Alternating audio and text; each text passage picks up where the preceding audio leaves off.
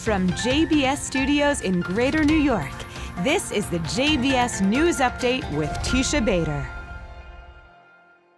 I'm Teisha Bader with the JBS News Update for Thursday, March the 3rd, 2022.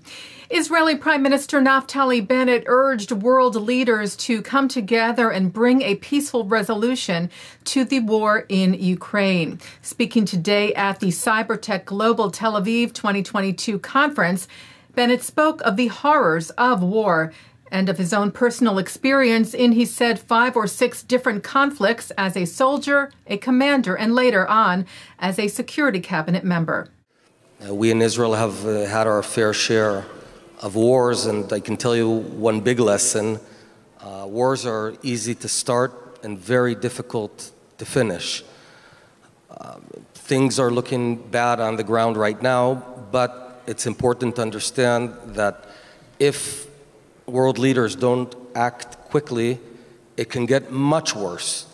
I'm talking about untold loss of life, total destruction of Ukraine, millions of refugees, and it's not too late. It's the responsibility of the major players in the world to act rapidly, to get the two sides out of the battlefield and to the negotiating table. Meanwhile, another round of talks were held today on the Belarus-Poland border between Russian and Ukrainian officials. Ukraine's presidential advisor, Mikhailo Podolyak, shared the news, saying that an immediate ceasefire, as well as humanitarian corridors for civilians, were on the agenda.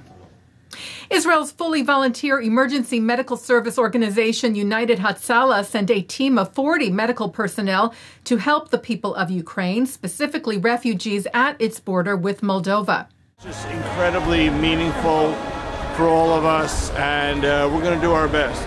It's something really exciting, something really special. You have the power to help and to assist people in need. We're going to help the people. It's a very unique and special mission consistent of doctors, paramedics, EMTs, psychotrauma specialists, and additionally, we're taking with us over 10 tons of supplies, food, medication, and other humanitarian supplies for the refugees coming out of the Ukraine to the Moldavian border. And the United Hatzalah flight returned to Israel today, carrying some 170 refugees from Ukraine that hold Israeli citizenship or are relatives of someone who does, welcomed with an emotional reception at Ben Gurion Airport. An Israeli delegation has been in Turkey for the last few days to prepare for the upcoming official visit of Israel's President Isaac Herzog to Ankara. Ties between Israel and Turkey have been strained for many years, giving the visit later this month increased significance.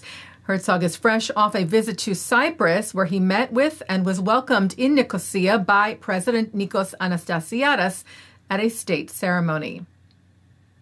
A delegation from the American Jewish Committee is in the Gulf region, visiting Bahrain and then the United Arab Emirates, where the AJC opened an office in Abu Dhabi last night, its first office in an Arab or majority Muslim state, committed to serving as a bridge between Arabs and Jews, Emiratis and Israelis, and the U.S. and the Gulf.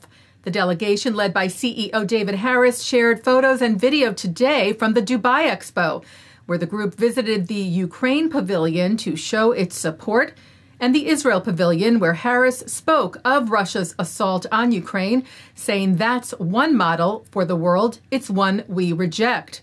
Speaking then of the model of peace seen in the opening of the AJC's office last night. The one last night was a model that said peace, salam, shalom, coexistence, cooperation. And that's what we're seeing every step of the way here in the UAE. That's what we saw in our earlier stop in Bahrain. And we hope and we pray that together we will widen and deepen the circle of peace. Taking a look now at our programming for tonight on JBS for Thursday, March the 3rd at 7 o'clock. It's Talmud study at 7:30. Ellie Cohanim sits down with former U.S. Ambassador to Israel David Friedman on global perspectives. At 8, Jonathan Tobin speaks with Elisha Wiesel about his activism on China and antisemitism, his father's legacy, and more. At 9, Mark Golub sits down with veteran actor Allen Lewis Rickman on L'chaim. Then it's a replay of Rabbi on the Sidelines as Erez Sherman speaks with professional basketball player Dan Grunfeld, who tells the story of his father Ernie Grunfeld, the only child of Holocaust survivors to make it to the NBA and play on the USA Olympic basketball team.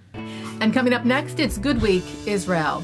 And that's the JBS News Update for Thursday, March the 3rd, 2022. I'm Teisha Bader. Stay healthy, stay well.